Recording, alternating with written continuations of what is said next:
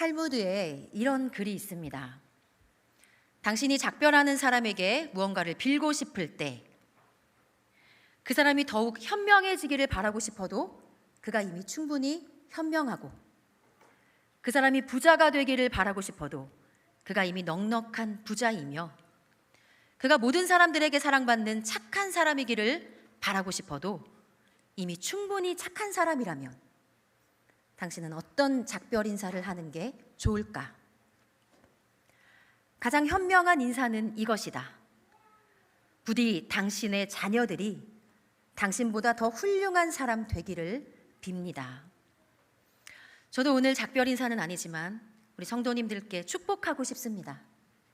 여러분의 자녀들이, 우리 주사랑교회의 모든 자녀들이 여러분보다, 우리 교회의 모든 어른들보다 하나님을 더욱 사랑하고 하나님께 사랑받는 자녀 되기를 축복합니다. 아멘.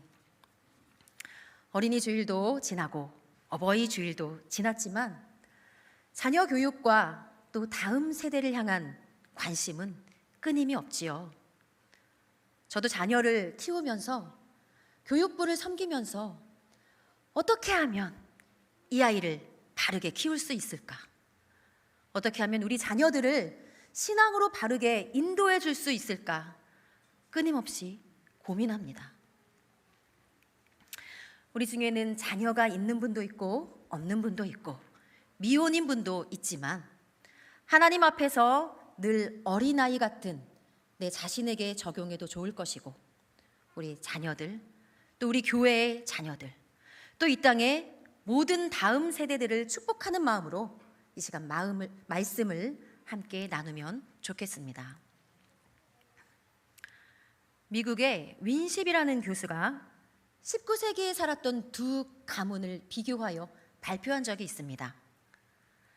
맥스 주크의 가문과 조나단 에드워드의 가문인데요.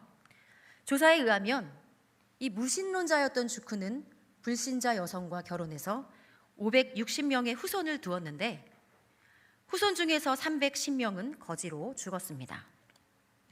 150명은 범죄자로, 그중에 7명이 살인자였고 100명은 술주정뱅이, 가문에 속한 여성의 절반 이상이 매춘부였습니다.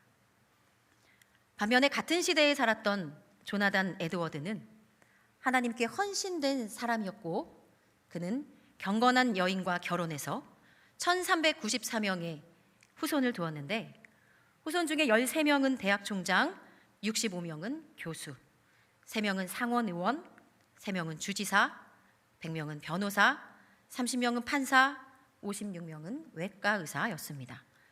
75명은 군대 장교였고 100명은 선교사와 목사와 작가였습니다.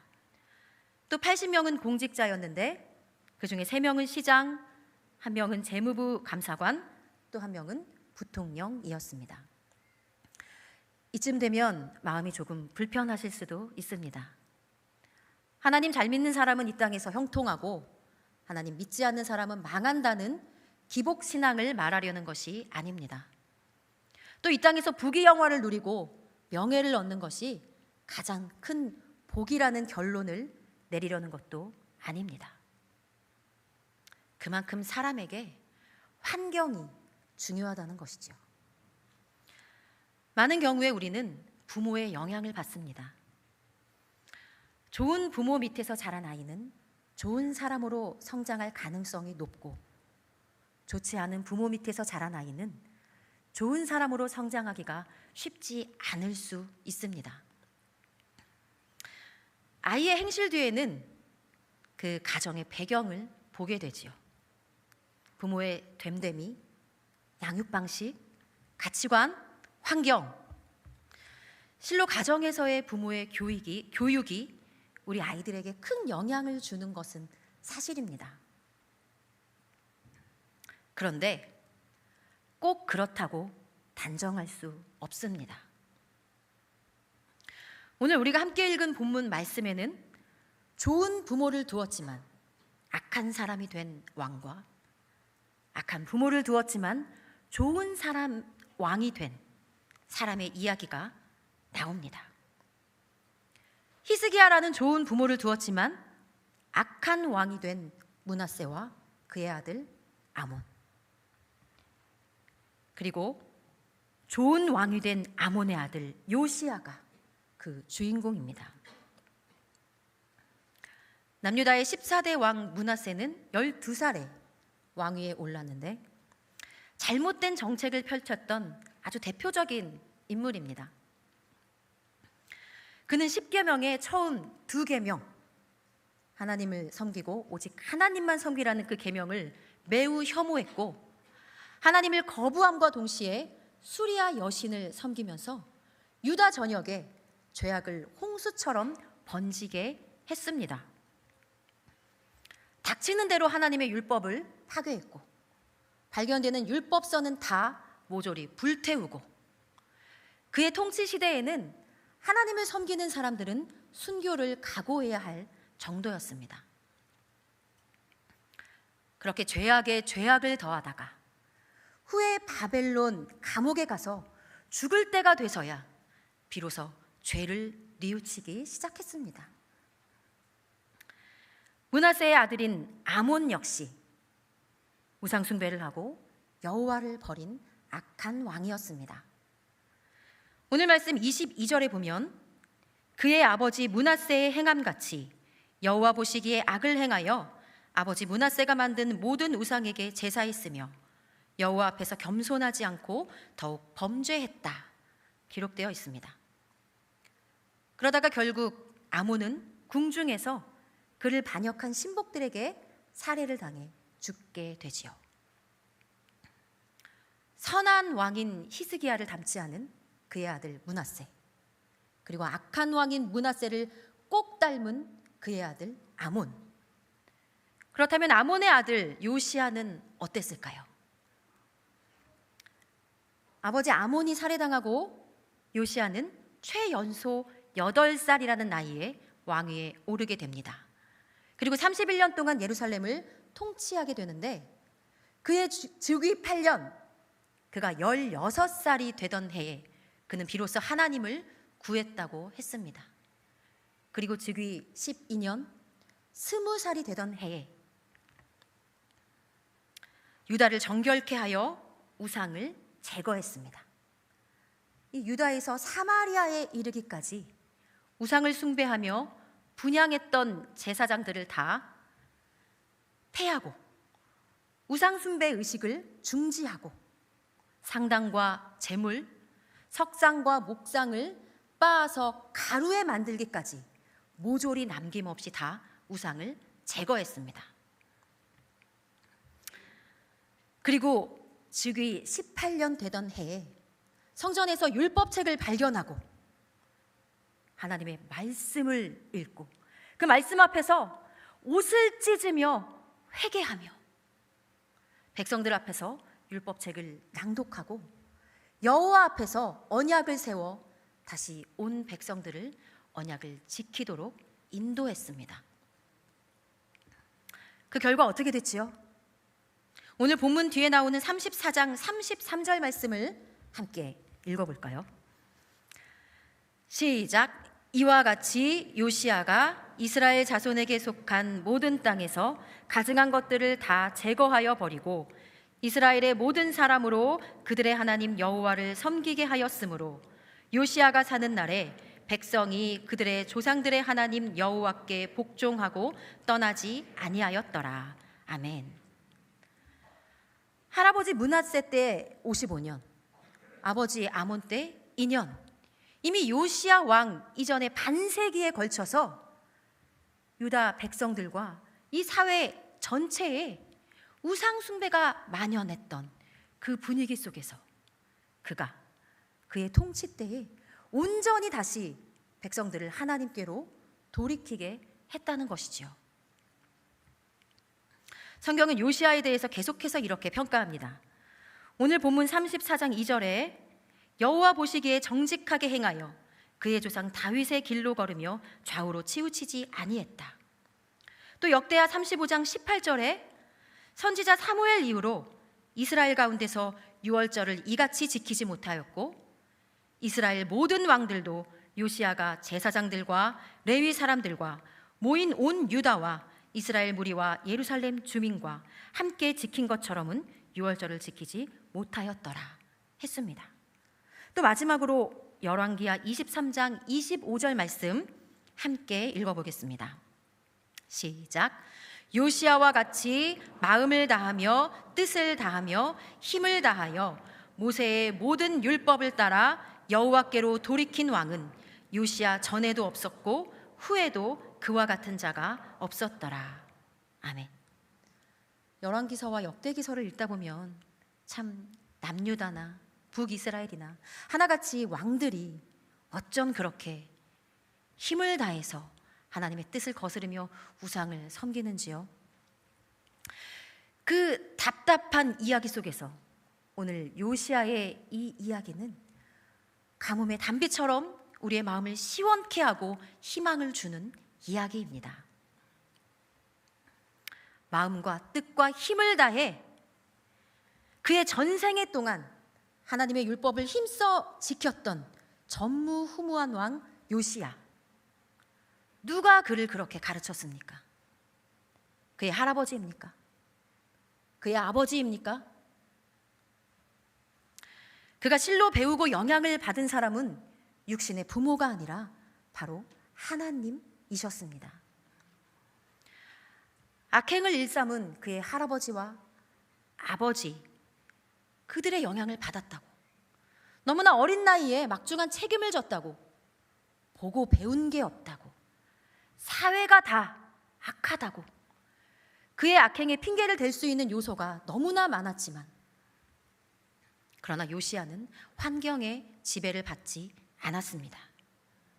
그의 부모의 영향보다, 사회의 익숙한 문화보다 더 큰 영향을 하나님으로부터 직접 받은 것이지요. 간혹 보면은 부모님은 정말 신실한 그리스도인이신데 그의 자녀는 그의 부모가 믿는 하나님을 바로 보지 못하고 오히려 악한 길로 달려가는 길이 많이 있습니다. 참으로 안타깝죠.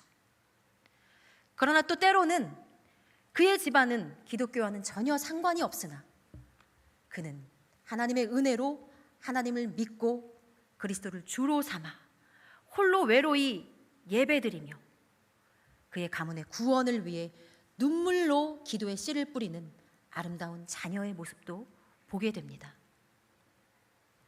이처럼 믿음의 1세대인 그들에게는 참으로 힘들고 지치는 여정이지만 그의 눈물의 기도를 통해 하나님께서 그 가문의 구원의 문을 열어주시기를 믿고 확신합니다. 이처럼 어떤 집안에서 어떤 부모에게 어떤 영향을 받고 자랐느냐, 이것도 중요하지만 육신의 부모 이전에, 육신의 배경 이전에 누가 그 사람의 진짜 주인이냐 하는 것이 그 사람의 인생을 좌지우지한다는 것이죠. 사랑하는 성도 여러분, 여러분은 누구에게 가장 큰 영향을 받으셨습니까?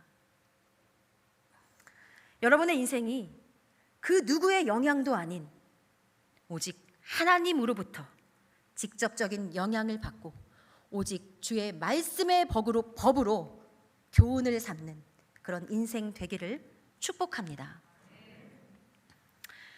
연약한 내 육신의 부모와 어쩔 수 없었던 가정 환경에 얽매여서 신세 한탄하는데 세월을 낭비하기보다는 그 모든 환경을 이겨내고 환경의 지배를 받지 않고 누구의 영향이 아니라 나의 참 주인이신 하나님만을 바라보며 그분의 가르침을 직접 받아 그 말씀대로 살아가는 우리 삶 되기를 소망합니다. 그리고 우리의 자녀들이 연약한 우리 부모의 영향을 고스란히 받는 것이 아니라 완전하신 하나님께로부터 가장 큰 영향을 받는 삶이 되기를 더욱 소망합니다. 그리고 비록 그의 가정에서는 신앙의 유산을 받지 못했지만 홀로 부름받아 주사랑교회에 와서 예배드리는 우리 주사랑의 모든 자녀들이 예배를 통해 우리 어른들의 가르침과 삶과 섬김을 통해서 하나님께 직접 가르침받는 가장 좋은 환경 되기를 주님의 이름으로 축복합니다. 오늘 설교 제목이 하나님이 가르치시고 우리는 섬깁니다 인데요, 이 문구는 사실은 인천에 있는 한 기독교 초등학교의 슬로건입니다. 하나님이 가르치시고 우리는 섬깁니다. 제가 몇 해 전에 그 학교에 교목으로 섬기고 있었는데, 그 학교의 정면에 예수님과 아이의 모습이 그려져 있고요, 벽화로. 그리고 크게 이 문구가 쓰여져 있습니다. 그리고 학교 홈페이지 어떤 공지 글이든지, 배부되는 어떤 가정 통신문이든지, 시험지든지 어떤 공식적인 글에는 바로 밑에 항상 이 문구가 빠짐없이 들어 있습니다. 하나님이 가르치시고 우리는 섬깁니다. 실제로 거기 모든 선생님들이 신실한 크리스천이신데요, 정말 이러한 마음으로 아이들 앞에 서십니다. 우리가 가르치는 어떤 세상의 학문이든지 신앙이든지 그저 교사인 나는 섬기는 통로만 될 뿐, 우리 아이들을 직접 가르치시고 인도하시는 분은 하나님이시라는 간절한 고백이 담겨 있는 문장이지요. 여러분, 그렇습니다. 하나님이 가르치시고 우리는 섬깁니다. 비단 한 학교만의 신념이겠습니까? 우리 가정의, 우리 부모의, 그리스도인 우리 어른들의 고백이 되어야 되겠습니다.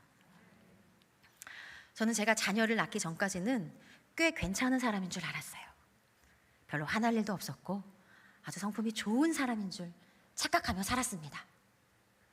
그런데 아이를 기르면서 얼마나 좌절이 되는지요.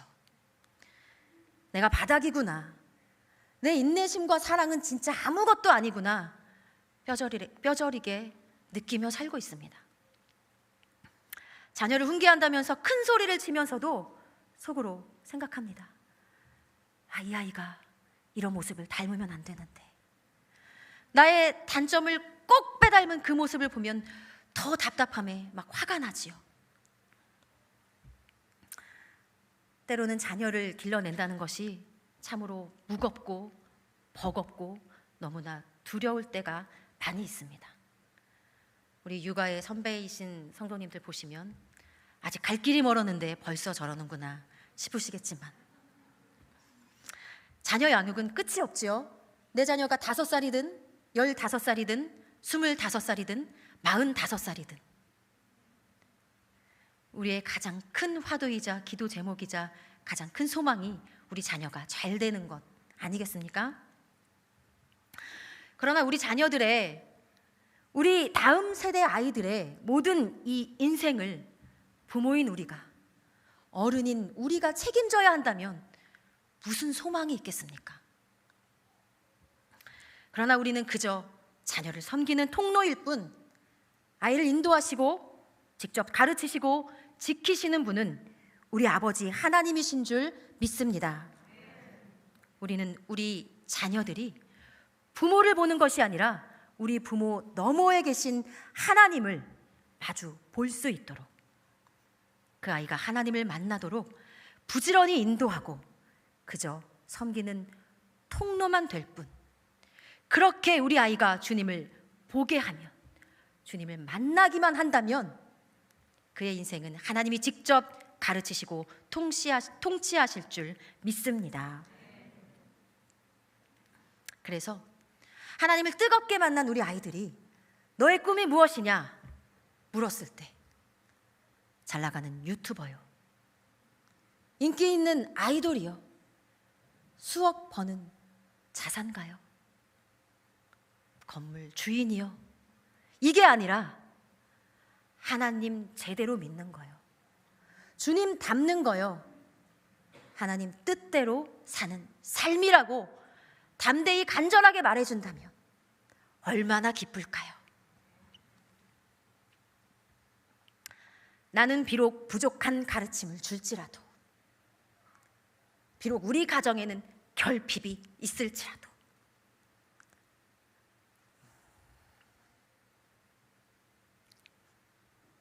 비록 세상은 어그러진 소리를 낼지라도